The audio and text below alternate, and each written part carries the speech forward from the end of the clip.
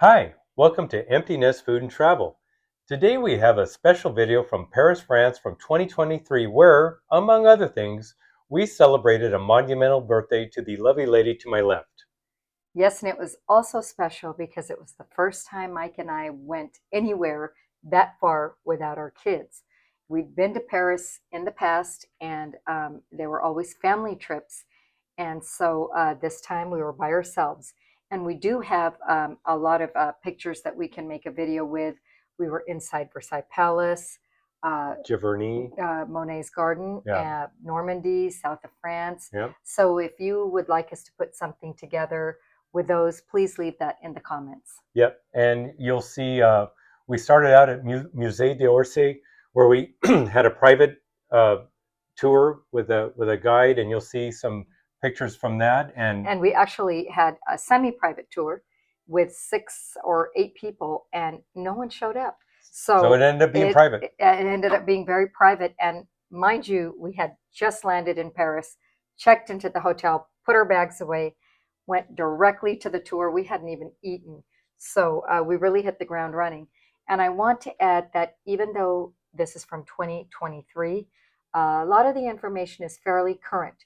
So if you're planning to go or you're just interested, you're going to find it pretty helpful, I think, because maybe, there's a tweak here or there on a menu since we went, but mostly it's, still very informative. And also, I want to add the bit about Notre Dame. Yes, they were still doing heavy construction.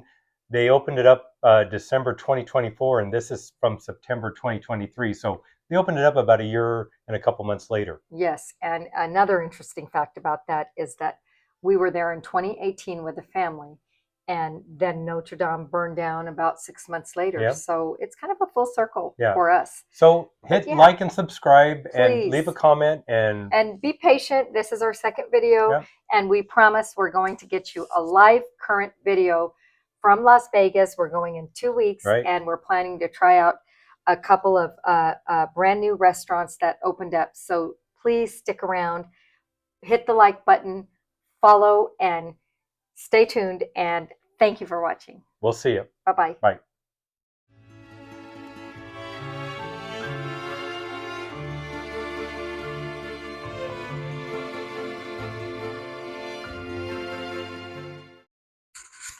Well, our trip to Paris started across the Seine River, where we went to the Musée d'Orsay for a very small group tour.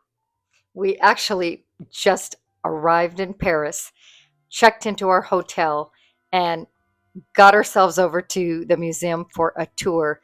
And wow, I mean, the first thing that hit us was the giant posters on the building, this beautiful classical building, and there's this huge Louis Vuitton ad and other posters. I'm sure you saw that person wanted it.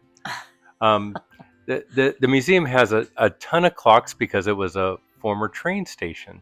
So back in the 1980s, actually. They've kept all the clocks, and there's one that overlooks Montmartre and actually Sacré-Cœur, which we will be visiting later on in the video.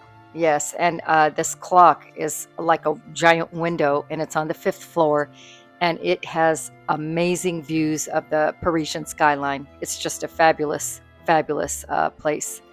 They also have a small replica of the Statue of Liberty that is obviously a lot smaller than the one in New York Harbor, but it looks exactly the same, and it's actually made by the same artist. So it really is a smaller version of it. It really shows the ties that binds that Paris and New York and France and the U.S. have. It just really does. Yeah, it's a wonderful piece of history. And actually, we started the tour with a Van Gogh painting, and of course, there's Renoir and Manet. Doesn't it have one of the largest impressionists? It does. Yeah. You're absolutely right, and it has the world's largest collection of most famous paintings, like this Monet's Water Lilies, for instance. And this one is also a Monet, Women in the Garden. Which I think one of them's a man, but that's just me. So, moving on, this is Gauguin, and this was his portrayal of island life. So we obviously worked up a big appetite and headed to a typical French bistro where we dined on a charcuterie of cheese. And of course, no meal is complete in France without some French bread. Yeah, basket of bread. Everything is simple but fresh and just delicious, like Mike's pommes frites, which is French fries. And I believe that was a rack of lamb. That's right. That's right. That was excellent. And you had chicken with au gratin potatoes. Yep, roast chicken with au gratin potatoes, which I actually found potatoes are quite a staple in French cooking. Yes. We had it in a number of dishes. The next sunny day we had was a visit to the Tuileries Garden, which sits right next to the Louvre. People have been strolling and picnicking there for 500 years. Yeah, I find that just fascinating. And actually, I think Louis XIII played here as a kid, went hunting, and Napoleon I also played here as a child.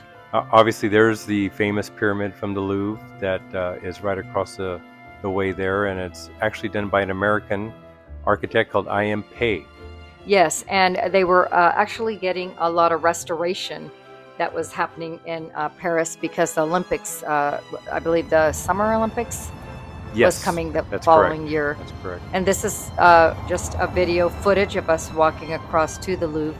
And as Mike mentioned, it's a giant glass and steel structure, so it is very iconic, very noticeable.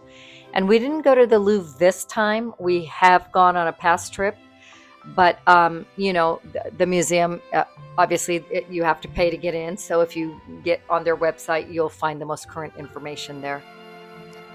We obviously had to take a couple of pictures with the Eiffel Tower in the background, and so I took a picture of my beautiful wife on the Seine River, and even made a garbage barge look majestic floating down the river with the Eiffel Tower in the background. Yes, and the Eiffel Tower just sets everything off, and as you can see, Mike and I took an opportunity to take some pictures there. It's just eye-catching. Yes. And of course, walking along the banks of the Seine River, you'll see some beautiful paintings and artist shops, and of course the ever-present Notre Dame, which was which they were still had heavy construction going on, and September 23. They opened up in December 24. So yes, and it's actually an 850-year-old church. Amazing. Built in the 12th century. And these are posters that were lined all along the perimeter of the church. Very informative. They showed what they were doing. Yes, what step happened, by step, detail by detail. How they're fixing it, and it's just, as you can see in the video, the cranes were just moving and grooving and taking supplies off the Seine and getting them on trucks and getting them over there. And it really was a global effort to get this church back to its glory. Yes, and if you recall, it was that spire right there in the video that has the famous rooster on top. That is the piece that burned down, and they're just painstakingly restoring it. And it really is a global effort to get this church up and running. It is. Well, we started heading towards the area of Montmartre and came across the Moulin Rouge, which is a famous can dancing bar and bistro. It started out, I think, as a bar, and then all of a sudden women started lining up and dancing in unison. And you've got can dancing. Yes, and Moulin Rouge actually means in English, Mike? The Red Windmill. That's right. Very fitting. Yeah. And a beautiful place, just, full of artists and bohemians, and just a wonderful backdrop for a lot of creativity. And just up the hill in Montmartre is the Sacré-Cœur. Yes. It's on at the very top of a hill, and we took the funicular up, but we did take the steps down. And there is a small, I believe, fee for taking the funicular. And as Mike mentioned, we opted to do that on the way up. But this church is actually not that old. It's just over 100 years old, which was very surprising because as you come upon it, it seems like it's centuries old. It's a very beautiful church, and it actually means the Basilica of the Sacred Heart. It's that's amazing that it's only 100 years old. Either churches are 800 years old or 100 years old, and they both look like they could be interchangeable as far as the age. Yes, I just find this church amazing, and it has some stunning views of Paris. If you look from the very top step, you'll see that view that I'm talking about. And in my humble opinion, I think it's one of the most beautiful spots to take in the city. By the way, somebody's been praying in that church for the last 135 years, 24 hours a day. That's That interesting too. that is fascinating, and you'll see what they call the love locks in Paris, and you'll find that in all the bridges in the city.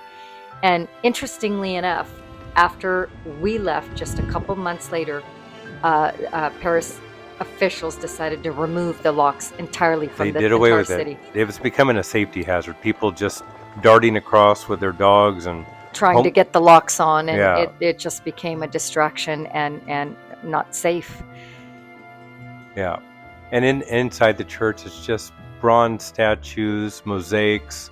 It's just The stained glass windows. you turn around in any corner and there's something to just marvel at. This is a gorgeous church with a huge image of Christ on the ceiling, in flowing robe and Yeah. gold and navy blue accents, which is I believe the color of royalty. And also you'll It see that is. later in Versailles Palace as well. But it is just a breathtaking church, and a very humbling place to go. It is. It is. It's just we took, as you can see, just so many photos inside there that it's just you just turn around. There's a And picture. it's actually free to go in, but if you want to tour, climb the dome and see some of the Yeah, crypts that's and things right. like that, then you'll have to pay. And that information can be found on their website, because that kind of thing changes too.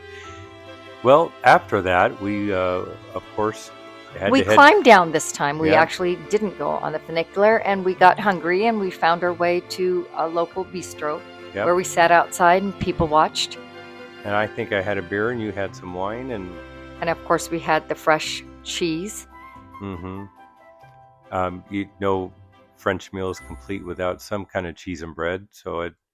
And then walking back to the hotel, we just came across a outdoor market that had fresh fruits and vegetables. Which is something that Paris is just dotted with. Every street, everything is They so are. fresh and They so are. locally sourced. And of course, farm fresh cheeses. And I believe this had fish too. Yes, and actually, this is a French a dessert waffle. I think it's called gaufres. That's right. And a rainbow That's of right. macarons, which is, of course, Not my favorite, but but absolutely very iconic in France, and fish markets, and no place in Paris would be Paris without a patisserie. And so this one in particular really caught our eye. It had the most beautiful chandelier, just larger than life. It was worth just to see the chandelier. It absolutely was, and it was almost like a two-story chandelier. And I think everybody that walked by stopped and took a double take on this one. Yeah. It was just a crystal chandelier that is so fitting of the city. That night we went to Le Pépinier, which is right near the hotel. Bright pink, as you can see.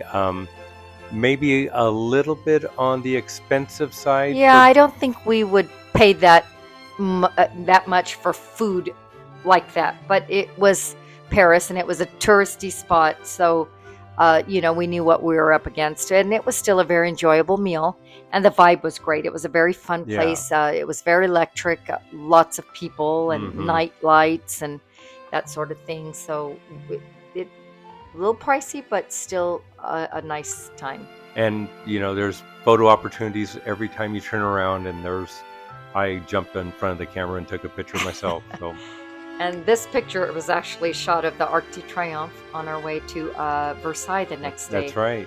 Just took it from the car. And we've been here before, but the size of it, just the sheer. It's massive. It's massive, and it's just, it's worth noting. And a taxi ride out to Versailles is about a 20 to 30 minute. Depending on traffic. Yeah. And it's, as you can see, the front gates there. It's massive. And this is, started as a hunting lodge for Louis XIV's father, and then later when he died, Louis XIV actually took over. And directly behind us, the blue and gold part, that is the original hunting lodge. Right there. And then Louis XIV built all around it. Yep, they just kept on adding on and spending people's money until the people got a little upset with that. Yeah, they didn't like it, but he felt France was very powerful and very wealthy, and he wanted that his palace to display. Mm-hmm. Well, he got that down. It really does. Yeah, he wanted the palace to display, all the wealth and success of France, and he's achieved that. And walking to the restaurant, which it actually just opened a few months before we got there, you'll go through the Versailles Gardens, which is a sight to behold. Yes, they are. You'll spend a week just walking around those gardens. And it was later in the fall, so it wasn't quite as in bloom as it was when we had gone in the past. Mm-hmm. But leading up to the restaurant, of course, it's or, which means gold, as you know. And it's a nod to Louis XIV. And I think this is by Alain Ducasse, yes, is that correct? That is correct. And even the doors are made of gold and, gold colored. The paintings, the tables, all the accessories, and yet it wasn't overdone. It looked very impressive and very tasteful. This was actually a pre-birthday late lunch. Yes, it was the day before my birthday, and so we decided to try this. And the views from inside, this is just breathtaking. It makes you wonder who has walked around and looked out over the same place that you're looking out. It's just it really is just, and that's one of my favorite pictures of my wife there at Versailles. I really do like that pic. Well, we were the last diners, and so we had the place to ourselves, and we had this feeling of kind of being the owners of the place. And everything starts with champagne, and Mike had a starter of a raw fish dish, which I wasn't brave enough to try. And then I think some foie gras, which I didn't try either, but Mike said it was amazing. It is. I did have the barley, and I believe it was a lentil soup. Yep, I think delicious. You did. And one thing I will say, the French, at least at some of the restaurants we went to, including this one, is just notorious for just attention to detail. Mm-hmm. Yeah, and the sauces are always big in France. So more potatoes. You're going to have a sauce on anything. Yeah, and they are just beautiful, rich and velvety sauces. And one thing I will say, though, that they're not overwhelming. Like they tend to be sometimes in the States. Yeah, and this was a dessert dish, and it was similar to a bread pudding / an angel food cake. It was fantastic, and he poured some kind of a liqueur on it, and then dressed it with whipped cream that was infused with French vanilla beans. So it was a very It was 10,000 times better than that even dish. sounds, and it sounds pretty good. Yes. And then my birthday treat, which you'll see in just a minute, was a gold chocolate bar. Right? Chocolate bar, gold on one side and chocolate on the other. And it had a message, Joyeux anniversaire, which means happy birthday. And I hope I didn't slaughter that too much. No, I think you got it right. But it was fantastic, and being the dessert person that I am, it hit the spot. And of course, you have to have French coffee. Afterwards, we kind of strolled to the gift shop to try to work off a couple of pounds of eating, and just headed back to our hotel. And later that night, we weren't very hungry, but we set off and thought we'd have a light meal, and somehow we ended up having a little more than we expected to have. But every meal starts with cheese, and it being our second to last night, we wanted to get as much in as we could. And they wrapped the butter in like little candy wrappers. It goes to show you that butter is just a treat. It is, and it is as worthy as a piece of candy. Yeah, it is. The butter there is fantastic. Of course, you got to wash everything down with more wine or champagne, which we happily did. Mm-hmm. Oh yeah, I believe that was. I think it was a chicken dish and a sauce and potatoes, and then I'm not sure what you I had had. Is a like, beef dish, yeah, a maybe? beef dish and a beef, And a wine sauce. sauce, Yeah, I wine think. sauce, correct.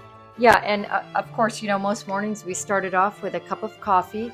And this particular shop called Black Sheep Coffee is a UK based company, and it's very popular. And it's, they serve great coffees and pastries, and a lot of fresh baked goods. And of course, I had croissant, and I'm a big tea drinker, so I did that. But it's a good place to start off the day. A lot of locals. Yeah, that's my wife snuck out in the Champs-Élysées, and I took a picture with the Arc de Triomphe in the background, Yes, and this is our Rodeo Drive. This is a Guerlain shop, and the flagship Louis Vuitton which store is here. always has a line. Always has a line, and then of course a Chanel. And a couple years ago, we actually went to the House of Chanel, where her first store was. So, I mean, these are the iconic places that France is known for, and Champs-Élysées is the perfect place to find all the high-end luxury places. Yep, yeah, they're all there. They probably all started there. So And later on, we made our way to the Eiffel Tower, which is in the Trocadero neighborhood. yes, which is always a bit crowded with protesters, artists, demonstrators, just It's just a real creative hotspot, and we were going there later that evening, but we wanted to, see it during the day, because you have to see the Eiffel Tower during the day and night. They are both two different looks, but two very dramatic and beautiful yes. views that, when in Paris, you must take in. It's almost like the Vegas Strip, day or night. They're just two totally different places. Yes, and of course, we have to have, our pit stops at the bistros, which we enjoyed so much. And then, of course, we went to a French chocolatier and, Yeah. got a box of chocolates. So we're heading over for our birthday dinner, and And we dressed up a little bit for that. yep, It was our last night in France, and we took a cab. And this is actually a golden flame that is the exact size of the Statue of Liberty's flame here in New York. that is the tunnel where Princess Diana Had her tragic accident. Yeah, and And Champs-Élysées at night is another stunning place too. And anywhere you look, whether it's through some trees or you turn the corner, you see this beautiful tower lit up like a jewel in the night sky. it really does just come. It just comes upon you. You're just driving in a taxi, and all of a sudden, boop, there it is. Yeah, and we were waiting to get on the elevator, and this is the view from underneath. And wow, I mean, it's something like 7,300 tons of, iron. Iron, that's Iron. right. It's made of iron. 7,300 tons. It's, Very impressive. And this is the elevator leading us up to Madame Brasserie, yep, which is a new restaurant here by Michelin star Thierry Marx. yep. He's got 2 Michelin stars. When you walk in, you go right by the kitchen, and you can just hear the pots and pans clanging, and people just getting their dinner Busily ready. scurrying around, Yeah. and chefs in white starched uniforms. It's a really electric vibe. It's really sets the stage for the meal. Highly suggest paying a little extra for the window seat. You get to see all of Paris at night, and as you can see the Seine River with the boats going. Just lazily drifting Yeah. by, lit up, with strings of light, and it's just a sight to behold. It is. It is. I believe no birthday is complete without a little gift, and I think I did pretty well. It was well received. I liked it very much. Thank you. Yep, you're welcome. And it started out with a Carrot puree, I that's believe. right, carrot puree. A carrot puree, and then, and again, there's that attention to detail we talked about. Service is just top notch. It is. It is. And I believe you had a lobster dish. That's right. Which is a starter, and look at the size of that. It's a huge portion. And then I think I had a chicken encrust in a phyllo dough. And then I had we a salmon. Salmon dish, and it's a 3-course menu. I believe it's the Gustave menu. That's right. That's Yes. right. And I believe it runs about a couple $100 per person, and it includes champagne or a glass of wine. Yes, and it's one of those things that it's a bucket list thing. You do it, and you'll never forget it. Yes, and we couldn't find a picture of the dessert that we got, so we have it later on in the video.